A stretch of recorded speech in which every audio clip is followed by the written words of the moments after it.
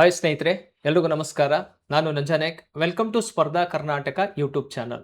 ಸ್ನೇಹಿತರೆ, ಈ land survey ಎಕ್ಸಾಮಿಗೆ ಸಂಬಂಧಪಟ್ಟಂತಹ ಒಂದು ಕಾನ್ಸೆಪ್ಟ್ ಅಲ್ಲಿ ಇವತ್ತು ಕೆಲವೊಂದು MCQ ಕ್ವಶನ್ಸ್ಗಳನ್ನು ಅನಾಲಿಸಿಸ್ ಮಾಡ್ತಾ ಹೋಗ್ತೀನಿ.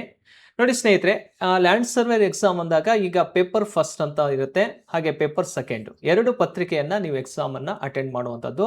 ಈಗ ಪೇಪರ್ ಫಸ್ಟ್ ಅಲ್ಲಿ ನಾವು ಈ ಜನರಲ್ ಸ್ಟಡೀಸ್ಗೆ ರಿಲೇಟೆಡ್ ಆಗಿ ಜಿಯೋಗ್ರಫಿ ವಿಷಯದ ಮೇಲೆ ಪ್ರಶ್ನೆಗಳನ್ನು ಕೇಳ್ತಾ ಬರ್ತಾನೆ. ಅದೇ ರೀತಿ ಪೇಪರ್ ಸೆಕೆಂಡ್ ಅಲ್ಲಿ 10 ಮಾರ್ಕ್ಸಿಗೆ ಜಿಯೋಗ್ರಫಿ ಕ್ವಶನ್ಸ್ ಅನ್ನ ಕೇಳುವಂಥದ್ದು 10 ಮಾರ್ಕ್ಸಿಗೆ ಇರುತ್ತೆ. ಹಾಗಾಗಿ ಈ ಜಿಯೋಗ್ರಫಿ ಕಾನ್ಸೆಪ್ಟ್ ಮೇಲೆ ನಿಮಗೆ ಪೇಪರ್ ಫಸ್ಟ್ ಮತ್ತು ಪೇಪರ್ ಸೆಕೆಂಡ್ ಎರಡರಲ್ಲೂ ಕೂಡ ಕ್ವಶನ್ ರೈಸ್ ಮಾಡೋದ್ರಿಂದ ಅದಕ್ಕೆ ರಿಲೇಟೆಡ್ ಆದಂತಹ ಕೆಲವೊಂದು MCQ ಕ್ವಶನ್ಸ್ಗಳನ್ನು ಇವತ್ತು ನಾನು ಅನಾಲಿಸಿಸ್ ಮಾಡ್ತಾ ಹೋಗ್ತೀನಿ. ನೋಡಿ ಸ್ನೇಹಿತರೆ, ಇವತ್ತಿನ ಟಾಪಿಕ್ ಅಲ್ಲಿ ನಾವು ಯೂನಿವರ್ಸ್ ಅಂದ್ರೆ ವಿಶ್ವಕ್ಕೆ ಸಂಬಂಧಪಟ್ಟಂತಹ ಒಂದು ಕ್ವಶನ್ಸ್ಗಳು ಯಾವ ರೀತಿ ಬರ್ತವೆ, ಯೂನಿವರ್ಸ್ ರಿಲೇಟೆಡ್ ಆಗಿ ಓಲ್ಡ್ ಕ್ವಶನ್ಸ್ ಅಲ್ಲಿ ಅಥವಾ ಓಲ್ಡ್ ಎಕ್ಸಾಮ್ಸ್ ಅಂತ ತಗೊಂಡಾಗ ಬೇರೆ ಬೇರೆ ಕಾಂಪಿಟೇಟಿವ್ ಎಕ್ಸಾಮ್ ಅಲ್ಲೂ ಕೂಡ ಈ ಯೂನಿವರ್ಸ್ ಬಗ್ಗೆ ಕ್ವಶನ್ಸ್ ಅನ್ನ ಕೇಳಿದ್ದಾರೆ. ಆ ಪ್ರಶ್ನೆಗಳು ಹೇಗೆ ಬರ್ತವೆ, ಮುಂದೆ ನಿಮ್ಮ ಎಕ್ಸಾಮಿಗೆ ಯಾವ ರೀತಿ ಯೂಸ್ ಆಗ್ಬೋದು, ಅವೆಲ್ಲ ವಿಷಯಗಳನ್ನು ಕುರಿತು ನಾವು ಇವತ್ತು ಚರ್ಚೆ ಮಾಡ್ತಾ ಹೋಗೋಣ. ಅದಕ್ಕಿಂತ ಮುಂಚಿತವಾಗಿ ಸ್ನೇಹಿತರೆ, ಸ್ಪರ್ಧಾ ಕರ್ನಾಟಕ ಅಕಾಡೆಮಿ ಯೂಟ್ಯೂಬ್ ಚಾನಲ್ಗೆ ಯಾರು ಸಬ್ಸ್ಕ್ರೈಬ್ ಆಗಿಲ್ಲೋ ದಯಮಾಡಿ ಎಲ್ಲರೂ ಸಬ್ಸ್ಕ್ರೈಬ್ ಆಗಿ ಬೆಲ್ ಬಟನ್ ಒತ್ತಿ. ಪ್ರತಿದಿನನೂ ಕೂಡ ವಿಡಿಯೋಸನ್ನು ಮಾಡ್ತೀವಿ. ಆ ವಿಡಿಯೋಸನ್ನು ನೀವೆಲ್ಲರೂ ಕೂಡ ವಾಚ್ ಮಾಡಿ ನಿಮ್ಮ ಮುಂದಿನ ಎಕ್ಸಾಮಿಗೆ 100% ಅವೆಲ್ಲವೂ ಕೂಡ ನಿಮಗೆ ಯೂಸ್ಫುಲ್ ಆಗುತ್ತೆ. ಹಾಗೆ ಸ್ನೇಹಿತರೆ, ಸ್ಪರ್ಧಾ ಕರ್ನಾಟಕ ಅಕಾಡೆಮಿ ವತಿಯಿಂದ ನಾವು ಆನ್ಲೈನ್ ಕೋರ್ಸನ್ನು ಕೂಡ ಲಾಂಚ್ ಮಾಡಿದ್ದೀವಿ. ಈ ಲ್ಯಾಂಡ್ ಸರ್ವೆ ಎಕ್ಸಾಮಿಗೆ ಸಂಬಂಧಪಟ್ಟಂತೆ ಪೇಪರ್ ಫಸ್ಟ್ ಮತ್ತು paper second over all complete course ಇರುವಂತಹ ಒಂದು ಪ್ಯಾಕೇಜು ಸಿಗುತ್ತೆ. ಅಥವಾ ನಿಮಗೆ ಪೇಪರ್ 2 ಬೇಕಂದ್ರೆ ಅದು ಕೂಡ ಸಪ್ರೇಟ್ ಆಗಿ ನೀವು ಆನ್ಲೈನ್ ಅಲ್ಲಿ ಪರ್ಚೇಸ್ ಮಾಡ್ಕೋಬಹುದು. ಪ್ಲೇ ಸ್ಟೋರ್ ಅಲ್ಲಿ ಸ್ಪರ್ಧಾ ಕರ್ನಾಟಕ ಅಂತ ಮೊಬೈಲ್ ಆಪ್ ಅನ್ನ ಡೌನ್ಲೋಡ್ ಮಾಡಿದ್ರೆ ಸೊ ಈ ರೀತಿ ಕರ್ನಾಟಕ ಮ್ಯಾಪ್ ಇರುವಂತಹ ಈ ಒಂದು ಲೋಗೋ ಇರುವಂತಹ ಒಂದು SKA ಅಂತ ಏನಿದಿಲ್ಲ ಆ ರೀತಿ ತೋರಿಸುತ್ತೆ ನಿಮಗೆ. ಸೊ ಆ ಪ್ಲೇ ಸ್ಟೋರ್ ಅಲ್ಲಿ ಡೌನ್ಲೋಡ್ ಮಾಡ್ಕೊಂಡು ನಿಮಗೆ ಯಾವ ಕೋರ್ಸ್ ಬೇಕೋ ಆ ಕೋರ್ಸ್ ಮೇಲೆ ಕ್ಲಿಕ್ ಮಾಡಿ ಪೇಮೆಂಟ್ ಮಾಡಿದ್ರೆ ನಿಮಗೆ ಕಂಪ್ಲೀಟ್ ಆಗಿರೋ ವಿಡಿಯೋಸ್ಗಳು ಅದರ ಜೊತೆಗೆ ಟೆಸ್ಟ್ ಸೀರೀಸ್ ಕೂಡ ಇರುತ್ತೆ, ಹಾಗೆ PDF ನೋಟ್ಸ್ ಕೂಡ ನೀವು ಪಡ್ಕೋಬಹುದು. ಸೊ ಈಗಲಿಂದಾನೇ ಯಾರು ಪರ್ಚೇಸ್ ಮಾಡ್ಕೊಂಡಿಲ್ಲ ಮಾಡ್ಕೊಂಡು ಓದಕ್ಕೆ ಸ್ಟಾರ್ಟ್ ಮಾಡ್ರಿ ಅಂತ ಹೇಳ್ತಾ ಸ್ನೇಹಿತರೆ, ಇವತ್ತಿನ ಈ ಫಸ್ಟ್ ಮತ್ತು ಸೆಕೆಂಡ್ ಪೇಪರ್ಗೆ ಯೂಸ್ ಆಗುವಂತಹ ಈ ಜಿಯೋಗ್ರಫಿ ಕ್ವಶನ್ಸ್ಗಳು ಯಾವ್ಯಾವುದು ಅಂತೇಳಿ ಒಂದೊಂದಾಗಿ ನೋಡ್ತಾ ಹೋಗೋಣ. ನೋಡಿ, ಫಸ್ಟ್ ಕ್ವಶನ್ ಬಂದ್ಬಿಟ್ಟು ಏನಿದೆ ಅಂತ ನೋಡಿ. Which of the following planets do not have satellites ಅಂತ ಇದೆ. ಅಂದ್ರೆ ಯಾವ ಗ್ರಹ, ಈ ಕೆಳಗಿನ ಯಾವ ಗ್ರಹಗಳಿಗೆ ಉಪಗ್ರಹಗಳು ಇಲ್ಲ ಅನ್ನುವಂಥದ್ದು, ಡು ನಾಟ್ ಹ್ಯಾವ್ ಸ್ಯಾಟಲೈಟ್ಸ್ ಅಂತ ಹೇಳಿ. ಸೊ ಈ ಒಂದು ಪ್ರಶ್ನೆಗೆ ನಾವು ಸರಿಯಾದಂತಹ ಉತ್ತರವನ್ನ ನೋಡೋಕ್ಕಿಂತ ಮುಂಚೆ ಈಗ ಸೋಲಾರ್ ಸಿಸ್ಟಮ್ ಅಂತ ಕೇಳಿದ್ರೆ ಸೌರವ್ಯೂಹ ಅಂತ ಏನ್ ಕರಿತೀವಲ್ಲ, ಆ ಸೌರವ್ಯೂಹದಲ್ಲಿ ಒಟ್ಟು ಎಷ್ಟು ಗ್ರಹಗಳಿದಾವಪ್ಪ ಅಂದ್ರೆ 8 ಗ್ರಹಗಳು ಕಂಡುಬರ್ತಾವೆ, 8 ಪ್ಲಾನೆಟ್ಸ್ಗಳು ಕಂಡುಬರ್ತಾವೆ. ಹಾಗಾದ್ರೆ ಸೌರವ್ಯೂಹದ ಒಂದು ಮ್ಯಾಪ್ ಅನ್ನ ಫಸ್ಟ್ ನೋಡ್ಕೋಬೇಡಿ. ಸೌರವ್ಯೂಹದ ಕೇಂದ್ರ ಭಾಗ ಅಂತ ಕೇಳಿದಾಗ ಸನ್ ಇರ್ತಾನೆ. Head of the solar system ಅಂತ ಕೇಳಿದ್ರೆ ಯಾರಪ್ಪ ಅಂದ್ರೆ ಸನ್. ಆ ಸನ್ ಇಂದ ಡಿಸ್ಟೆನ್ಸ್ ಅಲ್ಲಿ ನೋಡ್ತಾ ಹೋದಾಗ ಯಾವ್ಯಾವ ಪ್ಲಾನೆಟ್ಸ್ಗಳು ಬರ್ತಾವಪ್ಪ ಅಂದ್ರೆ ನೋಡಿ, ಫಸ್ಟ್ ಪ್ಲಾನೆಟ್ ಇದೆ ಮರ್ಕ್ಯೂರಿ, ಬುಧ ಗ್ರಹ, ವೀನಸ್ ಇದೆ, ಅರ್ತ್ ಇದೆ, Mars, Jupiter, Saturn, Uranus, Neptune ಅಂತ ಇದೆ, ಲಾಸ್ಟಿಗೆ ಪ್ಲೂಟೋ ಇದೆ. ಬಟ್ ಪ್ಲೂಟೋ ಈಗ ಪ್ಲಾನೆಟ್ ಲಿಸ್ಟ್ ಅಲ್ಲಿ ಇಲ್ಲ, ಅದನ್ನ ಗ್ರಹಗಳ ಪಟ್ಟಿಯಿಂದ ತೆಗೆದಿರುವಂಥದ್ದು. ಹಾಗಾದ್ರೆ ಪ್ರೆಸೆಂಟ್ ಎಷ್ಟು ಗ್ರಹಗಳಿದೆ ಅಂತ ಕೇಳಿದಾಗ 8 ಗ್ರಹಗಳನ್ನ ನೋಡಬಹುದು ಸೌರವ್ಯೂಹದಲ್ಲಿ. ಸ್ನೇಹಿತರೆ, ಆ 8 ಗ್ರಹಗಳನ್ನ ಈ ಡಿಸ್ಟೆನ್ಸ್ ವೈಸ್ ಅಲ್ಲಿ ಕೇಳಿದಾಗ ಸೂರ್ಯನಿಂದ ಇರುವ ದೂರದ ಆಧಾರದ ಮೇಲೆ ನೋಡಿದಾಗ ಇದೇ ರೀತಿಯಲ್ಲಿ ನೀವು ಕಲಿಬೇಕಾಗತ್ತೆ. ಫಸ್ಟ್ ಯಾವ್ದು ಬರಬೇಕು, ಮರ್ಕ್ಯೂರಿ, ಎರಡನೇದು ವೀನಸ್, ಮೂರನೇದು ಅರ್ತ್, ನಾಲ್ಕನೇದು ಮಾರ್ಸ್, ಐದನೇದು ಜುಪಿಟರ್, ಆರನೇದು ಸ್ಯಾಟ್ರನ್, ಯುರೇನಸ್, ನೆಪ್ಚೂನ್ ಅಂತ ಬರುತ್ತೆ. ಬುಧ, ಶುಕ್ರ, ಭೂಮಿ, ಮಂಗಳ, ಗುರು, ಶನಿ, ಯುರೇನಸ್, ನೆಪ್ಚೂನ್ ಅಂತ ಹೇಳಿ ಏನು 8 ಗ್ರಹಗಳಿದಾವಲ್ಲ, ಆ 8 ಗ್ರಹವನ್ನ ಇಟ್ಕೊಂಡೆ ಮ್ಯಾಕ್ಸಿಮಮ್ ಕ್ವಶನ್ಸ್ಗಳು ರೈಸ್ ಮಾಡುವಂಥದ್ದು. ಆ 8 ಪ್ಲಾನೆಟ್ಸ್ ಅಲ್ಲಿ ಆ 2 ಕೆಟಗರಿಯಾಗಿ ನಾವು ಡಿವೈಡ್ ಮಾಡ್ಕೊಳ್ತೀವಿ. ಇಲ್ಲಿ ಒಂದು ಮಾರ್ಕ್ ಮಾಡಿದ್ದೀನಲ್ಲ, 2 ಕೆಟಗರಿಯಾಗಿ ಡಿವೈಡ್ ಮಾಡ್ತೀವಿ. ಸೊ ಈ ಭಾಗವನ್ನ ಏನಂತ ಕರಿತೀವಿ, ಫಿಸಿಕಲ್ ಪ್ಲಾನೆಟ್ಸ್ ಅಂತ ಕರಿತೀವಿ, ಅಥವಾ ಇದನ್ನ ಆಂತರಿಕ ಗ್ರಹಗಳು ಅಂತ ಕರೆಯೋದು. ಫಿಸಿಕಲ್ ಪ್ಲಾನೆಟ್ಸ್ ಅಂತ ಕರಿತೀವಿ. ಈ ಕಡೆ ಇರುವಂತಹ ಗ್ರಹಗಳನ್ನ ಬಾಹ್ಯ ಗ್ರಹಗಳು ಅಥವಾ ಗ್ಯಾಸಸ್ ಪ್ಲಾನೆಟ್ಸ್ ಅಂತ ಕರೆಯೋದು. ಈಗ inner planet are physical planets ಅಲ್ಲಿ ನೋಡೋದಾದ್ರೆ ಬುಧ, ಶುಕ್ರ, ಭೂಮಿ, ಮಂಗಳ ಕಂಡು ಬರುತ್ತೆ. ಅದೇ ಬಾಹ್ಯ ಗ್ರಹಗಳು ಅಥವಾ ಗ್ಯಾಸಸ್ ಪ್ಲಾನೆಟ್ ಅಂತ ಔಟರ್ ಪ್ಲಾನೆಟ್ ಅಂತ ನೋಡಿದಾಗ ಜುಪಿಟರ್, ಸ್ಯಾಟರ್ನ್, ಯುರೇನಸ್, ನೆಪ್ಚೂನ್ಗಳು ಕಂಡು ಬರ್ತಾವೆ. ಈ 8 ಗ್ರಹಗಳಲ್ಲಿ ಇನ್ನರ್ ಪ್ಲಾನೆಟ್ಸ್ ಅಲ್ಲಿ ಲಾರ್ಜೆಸ್ಟ್ ಯಾವ್ದಿದೆ ಅಂತ ಕೇಳಿದ್ರೆ ಅರ್ತ್ ಇರುವಂತದ್ದು. ಸೊ ಔಟರ್ ಪ್ಲಾನೆಟ್ಸ್ ಅಲ್ಲಿ ಲಾರ್ಜೆಸ್ಟ್ ಯಾವ್ದಂತ ಕೇಳಿದ್ರೆ ಅದು ಜುಪಿಟರ್ ಆಗಿರುತ್ತೆ.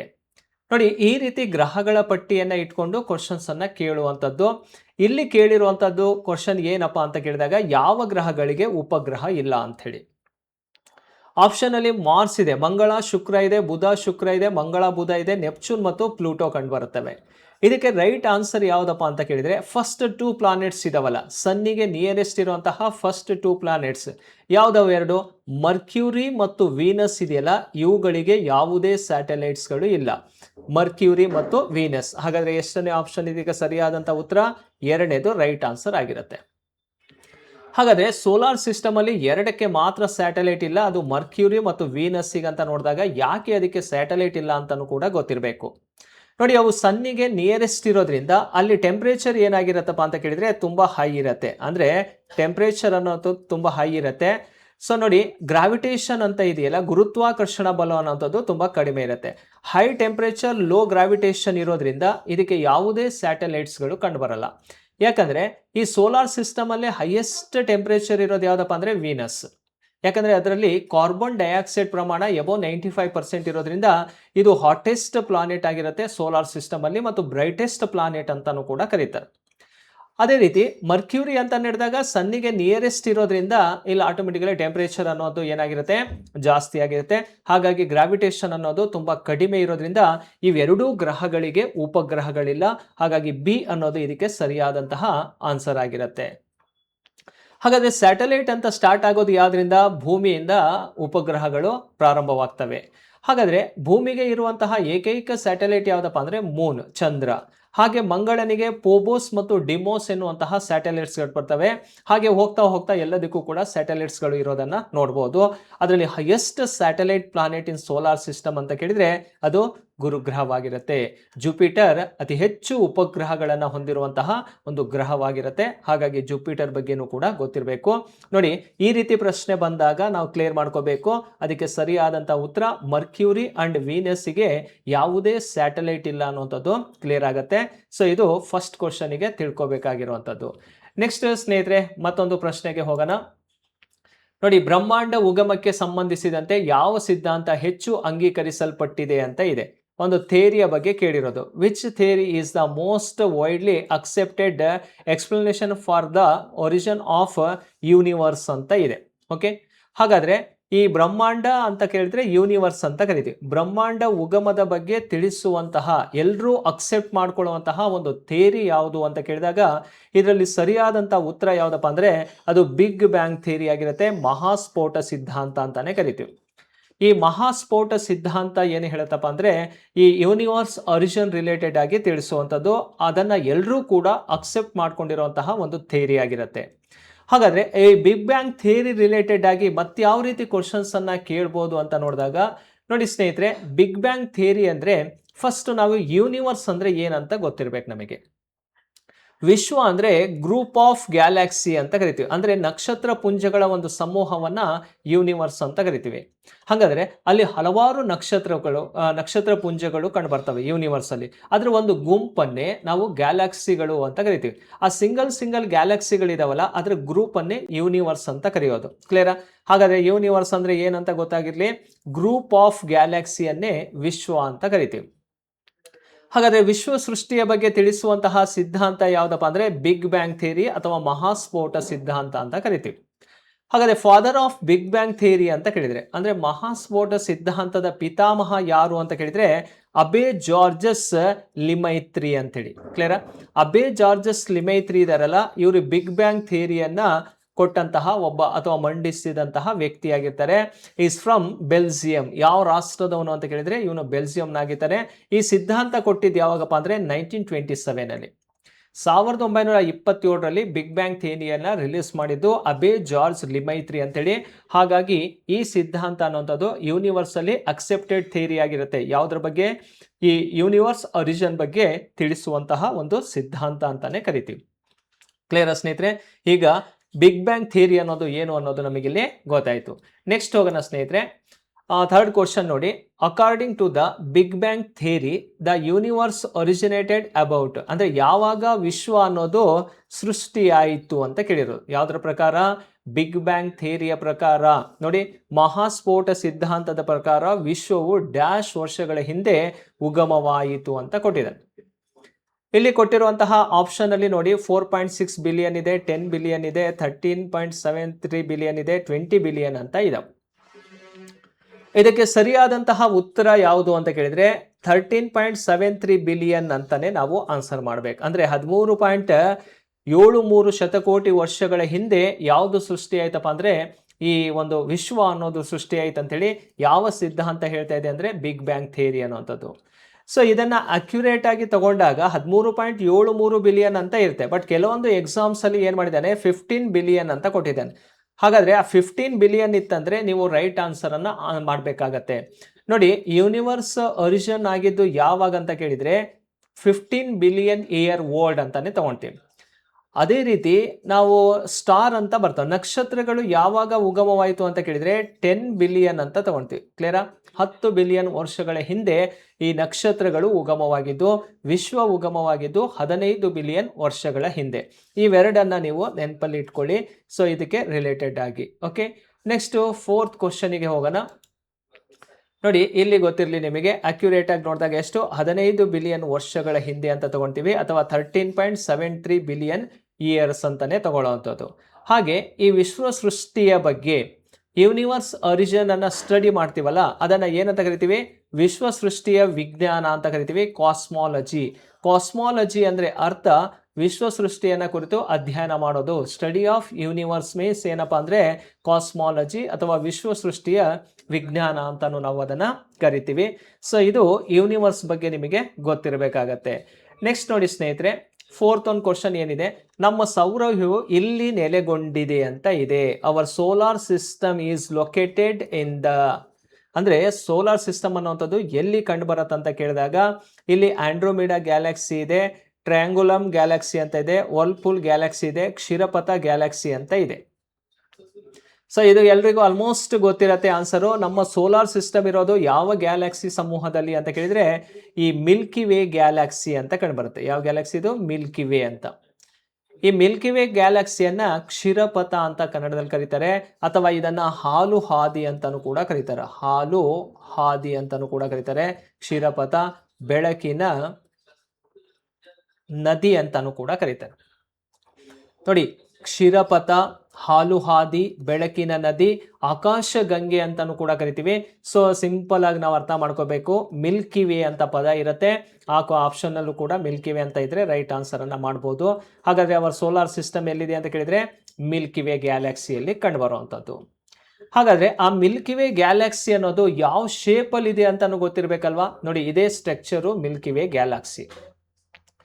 ನೋಡಿ, Milky way our home Galaxy ಆಗಿರುತ್ತೆ. ಅಂದ್ರೆ ನಾವಿರುವಂತಹ ನಮ್ಮ ಸೋಲಾರ್ ಸಿಸ್ಟಮ್ ಇರುವಂಥದ್ದು, ನಮ್ಮ ಭೂಮಿ ಇರುವಂಥದ್ದು ಯಾವ ಗ್ಯಾಲಕ್ಸಿಯಲ್ಲಿ ಅಂತ ಕೇಳಿದ್ರೆ ಇದೇ ಮಿಲ್ಕಿ ವೇ ಗ್ಯಾಲಕ್ಸಿಯಲ್ಲಿ. ನೋಡಿ, ಮಿಲ್ಕಿ ವೇ ಗ್ಯಾಲಕ್ಸಿ ಯಾವ ಶೇಪ್ ಅಲ್ಲಿ ಇದೆ ಅಂತ ನೋಡಿದಾಗ ಇಲ್ಲೇ ಕಾಣಿಸ್ತಾ ಇದೆ ನಿಮಗೆ, ಸುರುಳಿ ಆಕಾರದಲ್ಲಿ ಕಾಣಿಸ್ತಾ ಇದೆ. ಈ ರೀತಿ ಸುರುಳಿ ಆಕಾರದಲ್ಲಿ ಕಂಡು ಬರುತ್ತೆ. ಇದನ್ನ ಬ್ಯಾರೆಡ್ ಸ್ಪೈರಲ್ ಗ್ಯಾಲಕ್ಸಿ ಅಂತಾನು ಕೂಡ ಕರಿತೀವಿ. ಯಾವ ಆಕಾರದಲ್ಲಿ ಇದೆ ಅಂತ ಕೇಳಿದ್ರೆ ಇದು ಸುರುಳಿ ಆಕಾರದಲ್ಲಿ ಕಂಡು ಬರುವಂತಹ ಒಂದು ಗ್ಯಾಲಕ್ಸಿ ಆಗಿರುತ್ತೆ. ಕ್ಲಿಯರ್ ಸ್ನೇಹಿತರೆ? ಹಾಗಾದ್ರೆ ಈ ಗ್ಯಾಲಕ್ಸಿಯಲ್ಲಿ ನಮ್ಮ ಸೋಲಾರ್ ಸಿಸ್ಟಮ್, ಸೌರವ್ಯೂಹ ಎಲ್ಲಿದೆ ಅಂತ ಕೇಳಿದ್ರೆ ಇಲ್ಲಿ ಮಾರ್ಕ್ ಮಾಡ್ತೀನಿ ನೋಡಿ, ಇದೇ ನಮ್ಮ ಸೋಲಾರ್ ಸಿಸ್ಟಮ್ ಇರುವಂತದ್ದು. ನೋಡಿ, ಅಲ್ಲೋ ಒಂದು ಮೂಲೆಯಲ್ಲಿ ಕಾಣಿಸ್ತಾ ಇದೆ ಈ ಗ್ಯಾಲಕ್ಸಿಯಲ್ಲಿ ಸೋಲಾರ್ ಸಿಸ್ಟಮ್. ಆ ಸೋಲಾರ್ ಸಿಸ್ಟಮ್ ಅಂದ್ರೆ ಎಷ್ಟೊಂದು ಇದಾವಂತ ನಿಮಗೆ ಗೊತ್ತಿರಬೇಕು. ಒಂದು ಸೋಲಾರ್ ಸಿಸ್ಟಮ್ ಅಂತ ಕೇಳಿದ್ರೆ ಸನ್ ಇದ್ದಾನೆ, ಸೂರ್ಯ, 8 ಗ್ರಹಗಳು, 8 ಪ್ಲಾನೆಟ್, ಅಸ್ಟೆರಾಯ್ಡ್ಸ್, ಮಿಟಿಯೋರ್ಸ್, ಕಾಮೆಟ್ಸ್, ಅರ್ಥ ಆಯ್ತಲ್ಲ, ಡಾರ್ಫ್ ಪ್ಲಾನೆಟ್ಸ್ಗಳು ಇಷ್ಟು ಕೂಡ ಕಂಡು ಬರ್ತಾವೆ. ಅವನ್ನು ಎಲ್ಲ ಒಳಗೊಂಡಿರುವಂಥದ್ದೇ ಈ ನಮ್ಮ ಸೋಲಾರ್ ಸಿಸ್ಟಮ್. ಆ ಸೋಲಾರ್ ಸಿಸ್ಟಮ್ ಅನ್ನುವಂಥದ್ದು ಯಾವ ಗ್ಯಾಲಕ್ಸಿಯಲ್ಲಿದೆ ಅಂತ ಕೇಳಿದ್ರೆ ಅದು ಮಿಲ್ಕಿ ವೇ ಗ್ಯಾಲಕ್ಸಿಯ ಒಂದು ಭಾಗದಲ್ಲಿ ಕಂಡು ಬರ್ತಾ ಇರೋದನ್ನ ನಾವು ನೋಡ್ತೀವಿ. ಓಕೆ, ಇದು ಮಿಲ್ಕಿ ವೇ ಗ್ಯಾಲಕ್ಸಿಯ ಬಗ್ಗೆ ಗೊತ್ತಿಲ್ಲ. ಯಾವ ಶೇಪಲ್ಲಿ ಇದೆ ಅಂತ ಕೇಳಿದ್ರೆ ಅದು ಯಾವ ಶೇಪಲ್ಲಿ ಆನ್ಸರ್ ಮಾಡಬೇಕು? ಸ್ಪೈರಲ್ ಶೇಪಲ್ಲಿ ಕಂಡು ಬರುವಂತಹ ಒಂದು ಗ್ಯಾಲಕ್ಸಿ ಆಗಿರುತ್ತೆ. ರೈಟ್ ಸ್ನೇಹಿತರೆ, ನೆಕ್ಸ್ಟ್ ಹೋಗೋಣ. The nearest major galaxy to the Milky Way is, ಅಂದ್ರೆ ಕ್ಷೀರಪಥಕ್ಕೆ ಸಮೀಪದಲ್ಲಿರುವಂತಹ ಪ್ರಮುಖ ನಕ್ಷತ್ರ ಪುಂಜ ಯಾವುದು? ಯಾವ ಗ್ಯಾಲಕ್ಸಿ ಯಾವುದಕ್ಕೆ ನಿಯರೆಸ್ಟ್ ಇರುವಂಥದ್ದು? ಮಿಲ್ಕಿ ವೇ ಗ್ಯಾಲಕ್ಸಿಗೆ ನಿಯರೆಸ್ಟ್ ಇದೆ ಅಂತ ಕೇಳಿರುವಂಥ ಪ್ರಶ್ನೆ. ಇಲ್ಲಿ ನೋಡಿ, ಆಪ್ಷನ್ ಅಲ್ಲಿ ಯಾವ್ಯಾವ್ದು ಇದೆಯಪ್ಪ ಅಂದ್ರೆ ಸ್ಟಾಂಬೇರೋ ಅಂತ ಇದೆ, ಆಂಡ್ರೋಮಿಡಾ ಇದೆ, ವರ್ಲ್ಪೂಲ್ ಇದೆ, ಕಾರ್ಟರ್ ಮಿಲ್ ಅಂತ ಹೇಳಿ ಗ್ಯಾಲಕ್ಸಿಗಳನ್ನ ಕೊಟ್ಟಿದ್ದಾರೆ. ಇದಕ್ಕೆ ರೈಟ್ ಆನ್ಸರ್ ಯಾವ್ದಪ್ಪ ಅಂದ್ರೆ, ಈಗ ನಮ್ಮ ಮಿಲ್ಕಿ ವೇ ಗ್ಯಾಲಕ್ಸಿ ಇಲ್ಲಿದೆ ಸ್ಪೈರಲ್ ಟೈಪ್ ಅಲ್ಲಿ, ಈ ರೀತಿ ಸುರುಳಿ ಆಕಾರದಲ್ಲಿ ಈ ಗ್ಯಾಲಕ್ಸಿ ಇಲ್ಲಿ ಕಂಡು ಬರುತ್ತೆ. ಇದಕ್ಕೆ ನಿಯರೆಸ್ಟ್ ಇರುವಂತಹ ಗ್ಯಾಲಕ್ಸಿ ಯಾವುದು ಅಂತ ಕೇಳಿದರೆ ನೋಡಿ, ತುಂಬ ನಿಯರೆಸ್ಟ್ ಇರುವಂಥ ಗ್ಯಾಲಕ್ಸಿನೇ ಆಂಡ್ರೋಮಿಡಾ ಗ್ಯಾಲಕ್ಸಿ ಆಗಿರುತ್ತೆ. ಇದು ಸರಿಯಾದಂತಹ ಉತ್ತರ. ಹಾಗಾದರೆ ಮಿಲ್ಕಿ ವೇ ಗ್ಯಾಲಕ್ಸಿಗೆ ನಿಯರೆಸ್ಟ್ ಗ್ಯಾಲಕ್ಸಿ ಯಾವುದು? ಆಂಡ್ರೋಮಿಡಾ ಗ್ಯಾಲಕ್ಸಿ ಕಂಡು ಬರುವಂಥದ್ದು. ಈ ಆಂಡ್ರೋಮಿಡಾ ಗ್ಯಾಲಕ್ಸಿಯನ್ನು ದ್ರೌಪದಿ ಅಂತಾನೂ ಕೂಡ ಕರೀತಾರೆ. ಯಾವ ಗ್ಯಾಲಕ್ಸಿಯನ್ನು ದ್ರೌಪದಿ ಅಂತ ಕರೀತಾರೆ ಅಂದರೆ ಆಂಡ್ರೋಮಿಡಾ ಗ್ಯಾಲಕ್ಸಿಗೆ ಕರೆಯುವಂತಹ ಒಂದು ಟೈಟಲ್ ಆಗಿರುತ್ತೆ. ಇದನ್ನು ದ್ರೌಪದಿ ಗ್ಯಾಲಕ್ಸಿ ಅಂತಾನೂ ಕೂಡ ಕರೀತಾರೆ. ಓಕೆ, ಇದು ಆಂಡ್ರೋಮಿಡಾ ಗ್ಯಾಲಕ್ಸಿಯ ಬಗ್ಗೆ ಗೊತ್ತಿಲ್ಲ. ನೆಕ್ಸ್ಟ್ ನೋಡಿ, the sun is mainly composed of ಅಂತ ಇದೆ. ಅಂದರೆ ಸೂರ್ಯನು ಮುಖ್ಯವಾಗಿ ಇವುಗಳಿಂದ ಕೂಡಿದೆ ಅಂತ. ಅಂದರೆ ಸನ್ನಲ್ಲಿರುವಂತಹ ಇಂಪಾರ್ಟೆಂಟ್ ಗ್ಯಾಸ್ ಯಾವುದಿದೆ, ಮೇಜರ್ ಗ್ಯಾಸ್ ಅಂತ ಹೇಳಿ ನೋಡಿದಾಗ ಇಲ್ಲಿ ಆಮ್ಲಜನಕ, ಸಾರಜನಕ ಇದೆ, ಆಕ್ಸಿಜನ್, ನೈಟ್ರೋಜನ್ ಇದೆ, ನೆಕ್ಸ್ಟ್ ಹೈಡ್ರೋಜನ್, ಹೀಲಿಯಂ ಅಂತ ಇದೆ, ನೆಕ್ಸ್ಟ್ ಕಾರ್ಬನ್ ಮತ್ತು ಫೆರಸ್ ಅಂತ ಇದೆ, ಅಥವಾ ಹಿಂಗ ಐರನ್ ಅಂತ ಕಂಡು ಬರುತ್ತೆ, ಸಿಲಿಕಾನ್ ಮತ್ತು ಮೆಗ್ನೀಸಿಯಂ ಅಂತ ಇದೆ. ಸೂರ್ಯನಲ್ಲಿ ಕಂಡು ಬರುವಂತಹ ಪ್ರಮುಖ ಅನಿಲ ಯಾವುದಪ್ಪ ಅಂತ ಕೇಳಿದರೆ ಹೈಡ್ರೋಜನ್ ಮತ್ತು ಹೀಲಿಯಂ ಗ್ಯಾಸ್ ಕಂಡು ಬರುವಂಥದ್ದು. ಹಾಗಾದರೆ ಸೂರ್ಯ ಫಸ್ಟ್ ಸನ್ ಅರಿಷನ್ ಆಗಬೇಕಾದ್ರೆ ಅದರಲ್ಲಿ ಮ್ಯಾಕ್ಸಿಮಮ್ ಯಾವ ಗ್ಯಾಸ್ ಇರುತ್ತಪ್ಪ ಅಂದರೆ ಹೈಡ್ರೋಜನ್ ಇರುತ್ತೆ. ಆ ಹೈಡ್ರೋಜನ್ ಗ್ಯಾಸ್ ನ್ಯೂಕ್ಲಿಯರ್ ಫಿಷನ್ನಿಂದ ಹೀಲಿಯಂ ಆಗಿ ಕನ್ವರ್ಟ್ ಆಗುತ್ತೆ. ಆಗ ಯಾವ ಗ್ಯಾಸ್ ಆಗುತ್ತಪ್ಪ ಅಂದರೆ ಹೀಲಿಯಂ ಆಗುತ್ತೆ. ಹಾಗಾಗಿ ಮ್ಯಾಕ್ಸಿಮಮ್ ಸನ್ನಲ್ಲಿ ಯಾವ ಗ್ಯಾಸ್ ಇದೆ ಅಂತ ಕೇಳಿದರೆ ಹೈಡ್ರೋಜನ್ ಮತ್ತು ಹೀಲಿಯಂ ಅನಿಲ ಅತಿ ಹೆಚ್ಚು ಕಂಡುಬರೋದು. ಹಾಗಾದರೆ ಹೈಡ್ರೋಜನ್ ಎಷ್ಟು ಪರ್ಸೆಂಟ್ ಇದೆಯಪ್ಪ ಅಂದರೆ 71% ಹೈಡ್ರೋಜನ್ ಕಂಡು ಬಂದರೆ, ಹೀಲಿಯಂ ಎಷ್ಟು ಪರ್ಸೆಂಟ್ ಇದೆಯಪ್ಪ ಅಂದರೆ 27% ಇದೆ. ಅದರ್ ಗ್ಯಾಸ್ ಅಂತ ಕೇಳಿದರೆ 2% ಕಂಡು ಬರುತ್ತೆ. ಓಕೆ, ಇದು ಸನ್ನಲ್ಲಿರುವಂತಹ ಇಂಪಾರ್ಟೆಂಟ್ ಗ್ಯಾಸಸ್ ಅಂತ ನೋಡ್ಬೋದು. ಹಾಗಾಗಿ ರೈಟ್ ಆನ್ಸರ್ ಯಾವುದಪ್ಪ ಅಂದರೆ ಹೈಡ್ರೋಜನ್ ಮತ್ತು ಹೀಲಿಯಂ ಅನಿಲಗಳು ಅತಿ ಹೆಚ್ಚು ಕಂಡು ಬರುವಂಥದ್ದು ಯಾರಲ್ಲಿ ಅಂತ ಕೇಳಿದರೆ ಸೂರ್ಯನಲ್ಲಿ ಕಂಡು ಬರುತ್ತೆ. ರೈಟ್. ನೆಕ್ಸ್ಟ್ ಕ್ವಶನ್ ನೋಡಿ, ಸೂರ್ಯ ಶಕ್ತಿಯನ್ನ ಈ ಮೂಲಕ ಉತ್ಪಾದಿಸುತ್ತಾನೆ. The sun produce energy through out ಅಂತ ಕೇಳಿದಾನೆ. ಯಾವುದ್ರ ಮೂಲಕ ಸೂರ್ಯ ತನ್ನ ಶಕ್ತಿಯನ್ನ ಪಡಿತಾನೆ ಅಂತ ಕೇಳಿದ್ರೆ ನೋಡಿ, ಪರಮಾಣು ವಿದಳನ ಅಂತ ಇದೆ, ಪರಮಾಣು ಸಮ್ಮಿಲನ ಅಂತ ಇದೆ, ರಾಸಾಯನಿಕ ದಹನ ಇದೆ, ವಿಕಿರಣಶೀಲ ಕೊಳೆತ ಅಂತ ಇದೆ.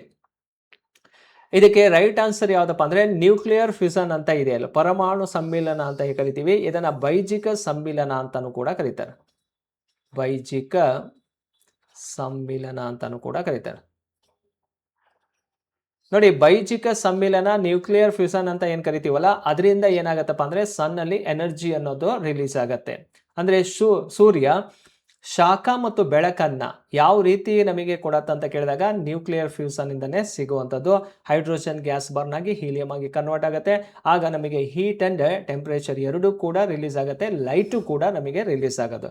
ಈಗ ನಾವು ಸೂರ್ಯನಿಂದ ಬೆಳಕನ್ನ ಪಡ್ಕೊಳ್ತಾ ಇದ್ದೀವಿ, ಶಾಖವನ್ನ ಪಡ್ಕೊಳ್ತಾ ಇದ್ದೀವಿ ಅಂತ ಕೇಳಿದ್ರೆ ಅದು ಯಾವ ಕ್ರಿಯೆ ಅಂತ ಕೇಳಿದ್ರೆ ಇದೇ ಕ್ರಿಯೆಯನ್ನ ಆನ್ಸರ್ ಮಾಡಬೇಕು. ಪರಮಾಣು ಸಮ್ಮಿಳನ ಕ್ರಿಯೆ ಅಂತ ಕರಿತೀವಿ, ಅಥವಾ ಇದನ್ನ ಬೈಜಿಕ ಸಮ್ಮಿಲನ ಕ್ರಿಯೆ ಅಂತಾನು ಕರೆಯುವಂಥದ್ದು. ಓಕೆ, ಇದರಿಂದ ಏನ್ ರಿಲೀಸ್ ಆಗತ್ತಪ್ಪ ಅಂದ್ರೆ ಹೀಟ್ ಅಂಡ್ ಲೈಟ್ ರಿಲೀಸ್ ಆಗೋದನ್ನ ನೋಡಬಹುದು. ಓಕೆ, ನೆಕ್ಸ್ಟ್ ನೋಡಿ, ಸೂರ್ಯನ ಅಂದಾಜು ಆಯಸ್ಸು ಎಷ್ಟಿದೆ ಅಂತ ಕೇಳಿದಾನೆ. ಅಪ್ರಾಕ್ಸಿಮೇಟ್ ಏಜ್ ಆಫ್ ದ ಸನ್ ಅಂತ ಕೇಳಿದ್ರೆ ಎಷ್ಟು ಏಜ್ ಇದೆ ಸನ್ನಿಗೆ ಅಂತ ನೋಡಿದಾಗ ನೋಡಿ 13.73 ಇದೆ, 10 ಇದೆ, 4.6 ಇದೆ, 4.6 ಬಿಲಿಯನ್ ಇಯರ್ಸ್ ಅಂತ ಇದೆ. ಇದು ಡಬಲ್ ಆಗಿದೆ, ತೊಂದರೆ ಇಲ್ಲ. 4.6 ಅಂತ ಇದೆಯಲ್ಲ, ಅದೇ ರೈಟ್ ಆನ್ಸರ್. ಎರಡರಲ್ಲಿ ಯಾವ್ದಾದ್ರು ಒಂದು ರೈಟ್ ಆನ್ಸರ್ ತಗೊಳ್ಳೋಣ. 4.6 ಬಿಲಿಯನ್ ಇಯರ್ ಅಂತಾನೆ ತಗೊಳ್ತೀವಿ. 4.6 ಬಿಲಿಯನ್ ವರ್ಷಗಳ ಹಿಂದೆ ಸೂರ್ಯ ಏನಾಯ್ತಪ್ಪ ಅಂದ್ರೆ ಉಗಮವಾಯಿತು ಅನ್ನೋದ್ರ ಬಗ್ಗೆ ನಮಗೆ ಗೊತ್ತಿರಬೇಕಾಗತ್ತೆ. ಕ್ಲಿಯರಾ? ಸ್ಟಾರ್ ಅಂತ ಕೇಳಿದ್ರೆ ಎಷ್ಟು ಬಿಲಿಯನ್ ವರ್ಷಗಳ ಹಿಂದೆ? 10 ಬಿಲಿಯನ್ ವರ್ಷಗಳ ಹಿಂದೆ.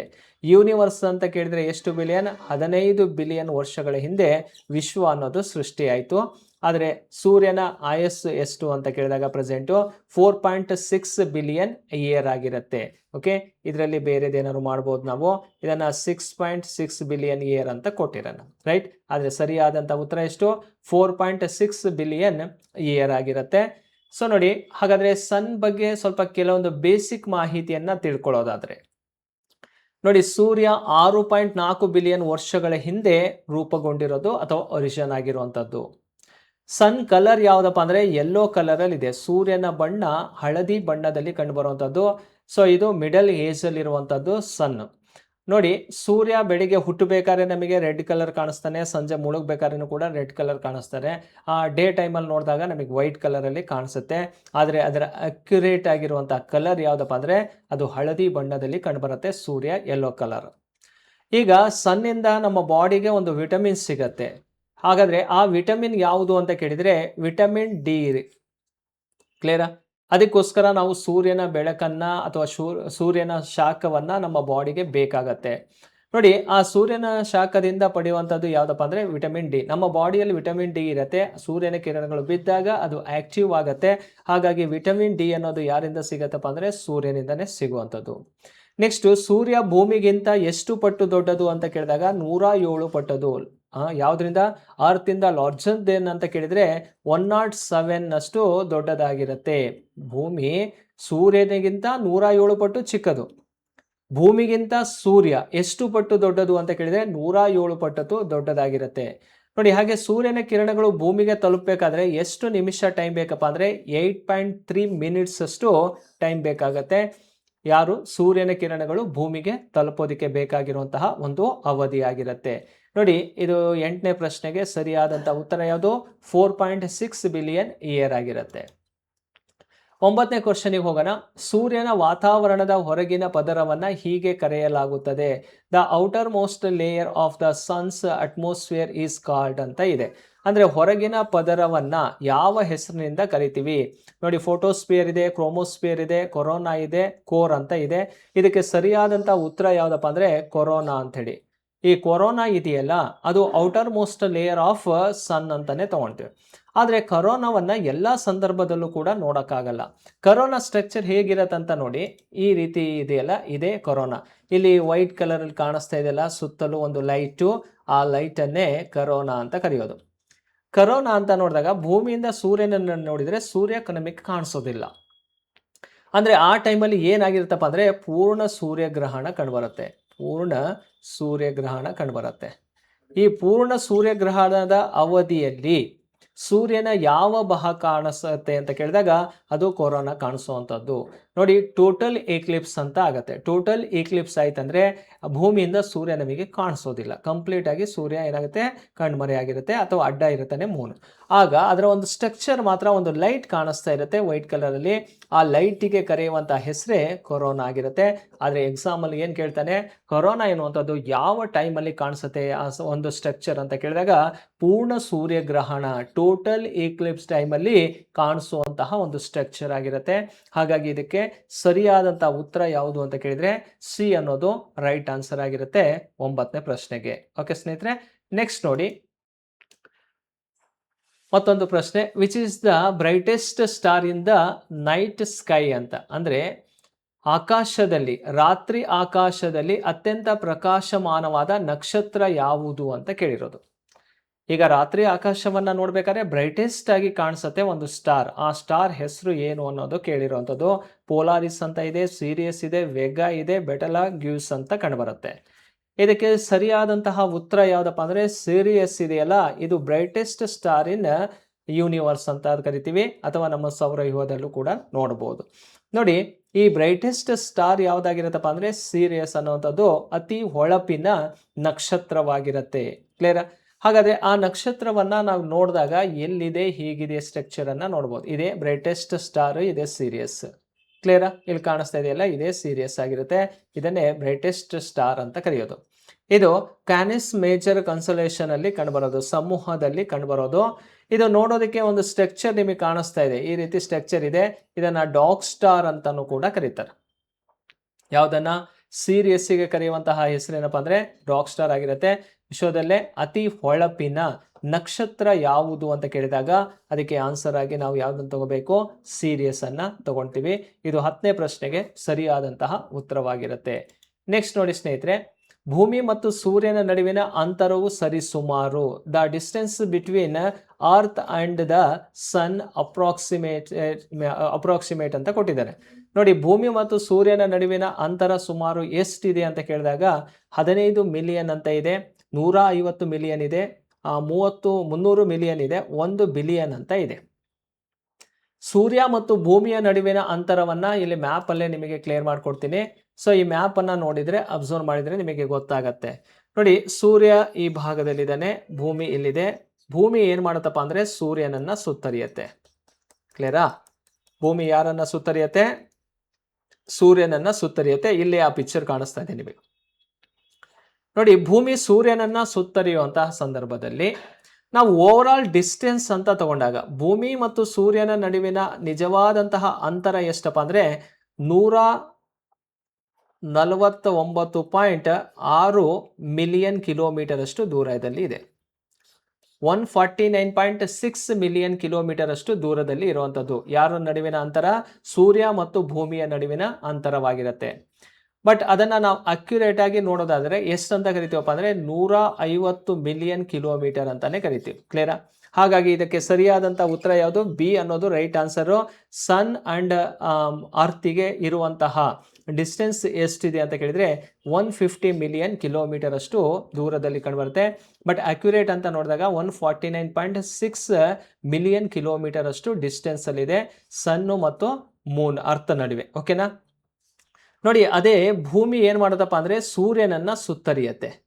ನೋಡಿ, ಸೂರ್ಯನನ್ನ ಭೂಮಿ ಸುತ್ತರಿಯುವಂತಹ ಅವಧಿಯಲ್ಲಿ ಕೆಲವೊಂದು ಟೈಮು ಈ ಭೂಮಿ ಯಾರಿಗೆ ಸಮೀಪ ಬಂದಿರತ್ತಪ್ಪ ಅಂದ್ರೆ ಸೂರ್ಯನಿಗೆ ಸಮೀಪದಲ್ಲಿ ಬಂದಿರತ್ತೆ. ಆ ಸೂರ್ಯನಿಗೆ ಸಮೀಪದಲ್ಲಿ ಬರುವಂತಹ ದಿನವನ್ನ ಏನಂತ ಕರೀತಾರೆ? ಪೆರಿಹಿಲಿಯನ್ ಅಂತ ಕರೀತಾರೆ. ಆ ಪೆರಿಹಿಲಿಯನ್ ದಿನ ಯಾವಾಗಿರತ್ತಪ್ಪ ಅಂದ್ರೆ ಜನವರಿ 3ನೇ ತಾರೀಕು ಇರತ್ತೆ. ಯಾವ ದಿನ ಅದು? ಜನವರಿ 3ನೇ ತಾರೀಕು ಯಾವ ದಿನ ಇರತ್ತಪ್ಪ ಅಂದ್ರೆ ಪೆರಿಹಿಲಿಯನ್ ದಿನ ಇರತ್ತೆ. ಪೆರಿಹಿಲಿಯನ್ ದಿನ. ಅದೇ ಭೂಮಿ ಸೂರ್ಯನಿಂದ ಅತಿ ದೂರದಲ್ಲಿರತ್ತೆ, ಆ ದಿನವನ್ನ ಅಫಿಲಿಯನ್ ದಿನ ಅಂತ ಕರಿತೀವಿ. ಅಫಿಲಿಯನ್ ಡೇ ಅಂತ ಕರಿತೀವಿ. ಆ ದಿನ ಯಾವ್ದಾಗಿರತ್ತಪ್ಪ ಅಂದ್ರೆ ಜುಲೈ 4ನೇ ತಾರೀಕು ಆಗಿರುತ್ತೆ. ಕ್ಲಿಯರ್? ನೋಡಿ, ಜುಲೈ 4ನೇ ತಾರೀಕು ಭೂಮಿ ಸೂರ್ಯನಿಂದ ಬಹಳಷ್ಟು ದೂರದಲ್ಲಿರತ್ತೆ. ಆವರೇಜ್ ಆಗಿ ನೋಡಿದಾಗ 152 ಮಿಲಿಯನ್ ಕಿಲೋಮೀಟರ್ ಅಷ್ಟು ದೂರದಲ್ಲಿರುತ್ತೆ. ಎಷ್ಟು? 152 ಮಿಲಿಯನ್ ಕಿಲೋಮೀಟರ್ ಅಷ್ಟು. ಹತ್ರ ಅಂತ ಕೇಳಿದಾಗ 147 ಮಿಲಿಯನ್ ಕಿಲೋಮೀಟರ್ ಅಷ್ಟು ದೂರದಲ್ಲಿ ಕಂಡುಬರುತ್ತೆ. ಸೊ ಇವೆರಡು ವರ್ಡ್ಸ್ ಅನ್ನ ಯಾವತ್ತು ನೆನಪಿಟ್ಕೊಳ್ಳಿ. ಪೆರಿಹಿಲಿಯನ್ ಅಂತ ಕರಿತೀವಿ, ಮತ್ತೆ ಅಫಿಲಿಯನ್ ಅಂತ ಕರೆಯೋದು. ಪೆರಿಹಿಲಿಯನ್ ಅಂದ್ರೆ ನಿಯರೆಸ್ಟ್ ಇರುವಂತಹ ಡೇ. ಯಾವ ಡೇ? ಜನವರಿ 3. ಅಫಿಲಿಯನ್ ಅಂದ್ರೆ ಫಾರ್ ಅಲ್ಲಿ ಇರುವಂತಹ ದಿನ ಜುಲೈ 4ನೇ ತಾರೀಕು ಆಗಿರುತ್ತೆ. ಹಾಗಾಗಿ ಇಲ್ಲಿ ಪೆರಿಹಿಲಿಯನ್ ಮತ್ತು ಅಫಿಲಿಯನ್ ಅನ್ನುವಂಥದ್ದು ಕೂಡ ಗೊತ್ತಿರಬೇಕು. ಇನ್ನೊಂದು ಕ್ವಶನ್ ಕೇಳ್ಬೋದು. ಈಗ ಅರ್ತ್ ಇಲ್ಲಿದೆ, ಅರ್ತ್ಗೆ ಯಾವುದು ಸುತ್ತರಿಯುವಂಥದ್ದು? ಮೂನ್ ಸುತ್ತರಿಯತ್ತೆ. ನೋಡಿ, ಚಂದ್ರ ಭೂಮಿಯನ್ನ ಸುತ್ತರಿಬೇಕಾದ್ರೆ ಚಂದ್ರ ಭೂಮಿಗೆ ಕೆಲವೊಂದು ಸಂದರ್ಭದಲ್ಲಿ ಹತ್ರ ಬಂದಿರತ್ತೆ. ಈ ಹತ್ರ ಬರುವಂತ ದಿನವನ್ನ ಇದೇ ವರ್ಡ್ ಅಲ್ಲಿ ತರುತ್ತೆ. ಪೆರಿಜಿ ಅಂತ ಕರೀತಾರೆ. ಅದನ್ನ ಪೆರಿಜಿ ಅಂತ ಕರೀತಾರೆ. ಕ್ಲಿಯರಾ? ಚಂದ್ರ ಭೂಮಿಯ ಸಮೀಪಕ್ಕೆ ಬರುವ ದಿನವನ್ನ ಪೆರಿಜಿ, ಇಲ್ಲಿ ಪೆರಿಹಿಲಿಯನ್. ಚಂದ್ರ ಭೂಮಿಯಿಂದ ದೂರದಲ್ಲಿರುವಂತಹ ದಿನವನ್ನ ಇಲ್ಲಿ ಅಫಿಲಿಯನ್ ಕರೀತೀವಿ, ಇಲ್ಲಿ ಅಪೋಜಿ ಅಂತ ಕರೀತಾರೆ. ಕ್ಲಿಯರಾ? ಅಪೋಜಿ. ಇವೆರಡನ್ನ ಅರ್ಥ ಮಾಡ್ಕೊಳ್ಳಿ. ಪೆರಿಜಿ, ಅಪೋಜಿ ಅರ್ತ್ ಮೂನಿಗೆ ಇರುವಂತಹ ಡಿಸ್ಟೆನ್ಸ್ ಅಲ್ಲಿ ನೋಡ್ತೀವಿ. ಪೆರಿಹಿಲಿಯನ್, ಅಫೋಲಿಯನ್ ಸನ್ನು ಮತ್ತು ಅರ್ತ್ಗೆ ಇರುವಂತಹ ಡಿಸ್ಟೆನ್ಸ್ ಅಲ್ಲಿ ನಾವು ನೋಡ್ತಾ ಹೋಗ್ಬೇಕಾಗತ್ತೆ. ಇವೆರಡು ಕಾನ್ಸೆಪ್ಟ್ ನಿಮಗೆ ಇಲ್ಲೇ ಕ್ಲಿಯರ್ ಆಗ್ತಾ ಹೋಗುತ್ತೆ. ಆದ್ರೆ ಇದಕ್ಕೆ ಸರಿಯಾದಂತಹ ಉತ್ತರ ಎಷ್ಟು? ಇವಾಗ 150 ಮಿಲಿಯನ್ ಕಿಲೋಮೀಟರ್ ಅಷ್ಟು ದೂರದಲ್ಲಿ ಕಂಡುಬರುತ್ತೆ. ನೋಡಿ, 11ನೇ ಪ್ರಶ್ನೆಗೆ ಬಿ ಅನ್ನೋದು ಸರಿಯಾದಂತ ಉತ್ತರ. ರೈಟ್? ಇನ್ನೊಂದು ಕ್ವಶನ್ ಇದೆ ನೋಡಿ. 1610ರಲ್ಲಿ ಗೆಲಿಲಿಯೋ ಗೆಲಿಲಿ ಯಾವ ಗ್ರಹಗಳ 4 ಉಪಗ್ರಹಗಳನ್ನ ಕಂಡು ಹಿಡಿದರು? In 1610 Galileo Galilei discovered 4 moons of which planet ಅಂತ ಕೇಳಿದ್ದಾರೆ. 4 ಉಪಗ್ರಹಗಳನ್ನ ಕಂಡಿದ್ದಾರೆ. ಮೂನ್ಸ್ ಅಂತ ಕರಿತೀವಿ. ಆಲ್ಮೋಸ್ಟ್ ಎಲ್ಲಾ ಸ್ಯಾಟಲೈಟ್ಸಿಗೂ ಕೂಡ ಮೂನ್ಸ್ ಅಂತ ಕರೆಯೋದು. ಚಂದ್ರನಿಗೆ ನಾವು ಮೂನ್ ಅಂತ ಕರಿತೀವಿ ಅಷ್ಟೇ. ಇಲ್ಲಿ ಮೂನ್ಸ್ ಅಂತ ಬಂದಾಗ ಆಲ್ಮೋಸ್ಟ್ ಎಲ್ಲಾ ಸ್ಯಾಟಲೈಟಿಗೂ ಆ ಟೈಟಲ್ ಅನ್ನ ಕೊಡ್ತೀವಿ. ಸ್ಯಾಟಲೈಟ್ ಅಂದ್ರೆ ಮೂನ್ಸ್ ಅಂತಾನೆ ಅರ್ಥ. ಕ್ಲಿಯರ್? ಹಾಗಾದ್ರೆ ಗೆಲಿಲಿಯೋ ಗೆಲಿಲಿ ಕಂಡುಹಿಡಿದಿರುವಂತಹ ಉಪಗ್ರಹಗಳು ಯಾವ ಗ್ರಹಕ್ಕೆ ಸಂಬಂಧಪಟ್ಟಿದೆ ಅಂತ ಕೇಳಿದ್ರೆ ಅದು ಜುಪಿಟರ್ ಗ್ರಹದ ಉಪಗ್ರಹಗಳಾಗಿರ್ತಾವ. ಈ ಗುರುಗ್ರಹದ ಉಪಗ್ರಹಗಳನ್ನ 1610ರಲ್ಲಿ ಯಾರು ಕಂಡುಹಿಡಿದಪ್ಪ ಅಂದ್ರೆ ಗೆಲಿಲಿಯೋ ಗೆಲಿಲಿ ಅವರು ಕಂಡುಹಿಡ್ತಾರೆ. ಆ 4 ಉಪಗ್ರಹದ ಹೆಸರುಗಳು ನಿಮಗೆ ಗೊತ್ತಿರಬೇಕಾಗತ್ತೆ. ಯಾವುದು ಆ 4 ಉಪಗ್ರಹಗಳು ಅಂತ ನೋಡಿದಾಗ ನೋಡಿ ಸ್ನೇಹಿತರೆ, ಇಲ್ಲಿ ಒಂದೊಂದೇ ಉಪಗ್ರಹಗಳನ್ನ ನೋಡ್ತಾ ಹೋಗೋದಾದ್ರೆ ಏನ್ ಇಂಪಾರ್ಟೆಂಟ್ ಅಂತಾನು ಕೂಡ ನೀವು ಇಲ್ಲಿ ತಿಳ್ಕೊಬಹುದು. ಫಸ್ಟ್ ನೋಡಿ, ಐಒ ಅಂತ ಇದೆ. ಫಸ್ಟ್ ಯಾವುದು? ಐಒ ಅಂತ ಇದೆ. ಎರಡನೇದು ಯಾವ್ದಿದೆ ನೋಡಿ? ಯುರೋಪ. ಮೂರನೇದು ಗ್ಯಾನಿಮೀಡಾ. ನಾಲ್ಕನೇದು ಕ್ಯಾಲಿಸ್ಟೋ ಅಂತ ಕಂಡುಬರುತ್ತೆ. ಈ 4 ಉಪಗ್ರಹಗಳನ್ನ ಕಂಡುಹಿಡಿದಂತಹ ವ್ಯಕ್ತಿ ಯಾರಪ್ಪ ಅಂದ್ರೆ ಇವರೇ ಗೆಲಿಲಿಯೋ ಗೆಲಿಲಿ ಅಂತೇಳಿ. ಇಲ್ಲಿ ಐಒ ಇಂಪಾರ್ಟೆಂಟ್ ಏನು ಅಂತ ಕೇಳಿದ್ರೆ ಇದು ನಮ್ಮ ಸೋಲಾರ್ ಸಿಸ್ಟಮ್ ಅಲ್ಲೇ ಹೈಯೆಸ್ಟ್ ಟೆಂಪರೇಚರ್ ಇರುವಂಥದ್ದು. ಹೈಯೆಸ್ಟ್ ಟೆಂಪರೇಚರ್ ಇರುವಂತಹ ಸ್ಯಾಟಲೈಟ್ ಯಾವುದಪ್ಪ ಅಂದರೆ ಐಒ. ಇದರಲ್ಲಿ ಆಕ್ಟಿವ್ ವಾಲ್ಕನೋಸ್ ಜಾಸ್ತಿ ಇದೆ ಅಂತ ಮಾಹಿತಿ ಇದೆ. ನೆಕ್ಸ್ಟ್ ಗ್ಯಾನಿಮೇಡ ಇದೆಯಲ್ಲ, ಇದು ತುಂಬಾನೇ ಇಂಪಾರ್ಟೆಂಟ್. ಏನಕ್ಕೆ ಗ್ಯಾನಿಮೇಡ ಇಂಪಾರ್ಟೆಂಟ್ ಅಪ್ಪ ಅಂದರೆ ನಮ್ಮ ಸೌರವ್ಯೂಹದಲ್ಲೇ ಅವರ ಸೋಲಾರ್ ಸಿಸ್ಟಮ್ ಅಲ್ಲಿ ಲಾರ್ಜೆಸ್ಟ್ ಸ್ಯಾಟಲೈಟ್ ಯಾವುದು ಅಂತ ಕೇಳಿದ್ರೆ ಸೌರವ್ಯೂಹದ ಅತಿ ದೊಡ್ಡದಾದಂತಹ ಒಂದು ಉಪಗ್ರಹ ಯಾವುದಪ್ಪ ಅಂದರೆ ಅದು ಗ್ಯಾನಿಮಿಡ ಆಗಿರುತ್ತೆ. ಹಾಗಾಗಿ ಸೋಲಾರ್ ಸಿಸ್ಟಮ್ ಅಲ್ಲಿ ಲಾರ್ಜೆಸ್ಟ್ ಸ್ಯಾಟಲೈಟ್ ಯಾವುದು ಅಂತ ಕೇಳಿದ್ರೆ ಅದಕ್ಕೆ ಆನ್ಸರ್ ಬಂದು ಗ್ಯಾನಿಮಿಡವನ್ನ ಆನ್ಸರ್ ಮಾಡಬೇಕಾಗತ್ತೆ. ಹಾಗಾಗಿ ಗ್ಯಾನಿಮಿಡ ಅನ್ನುವಂಥದ್ದು ಇಲ್ಲಿ ತುಂಬಾ ಇಂಪಾರ್ಟೆಂಟ್ ಆಗಿರುತ್ತೆ. ಅದೇ ಡಿಮೋಸ್ ಅಂತ ಒಂದಿದೆ, ಡೆಮೋಸ್ ಅಂತ ಕರಿತೀವಿ ಅಥವಾ ಡಿಮೋಸ್ ಅಂತಾನು ಕೂಡ ಕರಿತೀವಿ. ಈ ಡಿಮೋಸ್ ಇದೆಯಲ್ಲ, ಇದು ಮಂಗಳ ಗ್ರಹದ ಉಪಗ್ರಹ. ಯಾವ ಗ್ರಹದ? ಮಂಗಳ ಗ್ರಹದ ಉಪಗ್ರಹ ಡಿಮೋಸ್. ಪೋಬೋಸ್ ಮತ್ತು ಡೆಮೋಸ್ ಅಂತ ಬರುತ್ತೆ. ಆ ಡೆಮೋಸ್ ಇದೆಯಲ್ಲ, ಇದ್ರ ಇಂಪಾರ್ಟೆಂಟ್ ಏನಪ್ಪಾ ಅಂದ್ರೆ ಇದು ಸೌರವ್ಯೂಹದಲ್ಲೇ ಅತಿ ಚಿಕ್ಕ ಉಪಗ್ರಹವಾಗಿರುತ್ತೆ. ಸ್ಮಾಲೆಸ್ಟ್ ಸ್ಯಾಟಲೈಟ್ ಇನ್ ಸೋಲಾರ್ ಸಿಸ್ಟಮ್ ಅಂತ ಕೇಳಿದ್ರೆ ಅದು ಡೆಮೋಸ್ ಆಗಿರುತ್ತೆ. ಹಾಗಾದ್ರೆ ಲಾರ್ಜೆಸ್ಟ್ ಸ್ಯಾಟಲೈಟ್ ಇನ್ ಸೋಲಾರ್ ಸಿಸ್ಟಮ್ ಅಂತ ಕೇಳಿದ್ರೆ ಅದು ಗ್ಯಾನಿಮೇಡ ಆಗಿರುತ್ತೆ. ನೋಡಿ, ಈ ರೀತಿ ಸ್ಯಾಟಲೈಟ್ ಅನ್ನ ಇಟ್ಕೊಂಡು ಕೂಡ ಪ್ರಶ್ನೆಯನ್ನ ಕೇಳ್ತಾ ಬರ್ತಾನೆ, ಅದು ಕೂಡ ನಿಮಗೆ ಗೊತ್ತಿರಬೇಕಾಗತ್ತೆ. ನೋಡಿ ಸ್ನೇಹಿತರೆ, ಇವಿಷ್ಟು ಮಾಹಿತಿಯನ್ನ ನಾವು ಈ ಯೂನಿವರ್ಸ್ ರಿಲೇಟೆಡ್ ಆಗಿರುವಂತಹ ಕೆಲವೊಂದು ಇಂಪಾರ್ಟೆಂಟ್ ಕ್ವಶನ್ಸ್ ಅನ್ನ ಇಟ್ಕೊಂಡು ಇಷ್ಟೊತ್ತು ನಾವು ಮಾತಾಡಿದ್ವಿ. ಇದೇ ರೀತಿ ನಾವು ಯೂನಿವರ್ಸ್ ಆದ ನಂತರ ಬೇರೆ ಬೇರೆ ಚಾಪ್ಟರ್ಗಳು ಇದಾವಲ್ಲ, ಆ ಚಾಪ್ಟರ್ ವೈಸ್ ಅಲ್ಲಿ ನಿಮಗೆ ಯಾವ ರೀತಿ ಕ್ವಶನ್ಸ್ಗಳು ಬರ್ತವೆ ಅವನ್ನು ಕೂಡ ನಾವು ಯೂಟ್ಯೂಬಲ್ಲಿ ವಿಡಿಯೋಸ್ ಮಾಡಿ ನಿಮಗೆ ಅಪ್ಲೋಡ್ ಮಾಡ್ತೀನಿ. ನೀವೆಲ್ಲರೂ ಕೂಡ ವಾಚ್ ಮಾಡಿ. ಹಾಗೆ ಪ್ಲೇ ಸ್ಟೋರಲ್ಲಿ ಸ್ಪರ್ಧಾ ಕರ್ನಾಟಕ ಅಂತ ಮೊಬೈಲ್ ಆ್ಯಪನ್ನು ಡೌನ್ಲೋಡ್ ಮಾಡಿಕೊಂಡು ಕ್ಲೀನಾಗಿ ನೀವು ಕ್ಲಾಸನ್ನು ಕೇಳಿಕೊಂಡ್ರೆ ಬರುವಂಥ ಎಕ್ಸಾಮಲ್ಲಿ ನಿಮಗೆ 100% ಯೂಸ್ಫುಲ್ ಆಗುತ್ತೆ. ಸ್ನೇಹಿತರೆ, ಈ ವಿಡಿಯೋ ಇಷ್ಟ ಆದರೆ ಲೈಕ್ ಮಾಡಿ, ಕಾಮೆಂಟ್ ಮಾಡಿ, ನಿಮ್ಮ ಫ್ರೆಂಡ್ಸ್ಗಳಿಗೂ ಕೂಡ ಶೇರ್ ಮಾಡಿರಿ. ಸೊ ಇನ್ನೂ ಹೆಚ್ಚಿನ ಮಾಹಿತಿಯೊಂದಿಗೆ ಮತ್ತೆ ಬರ್ತೀನಿ. Thank you.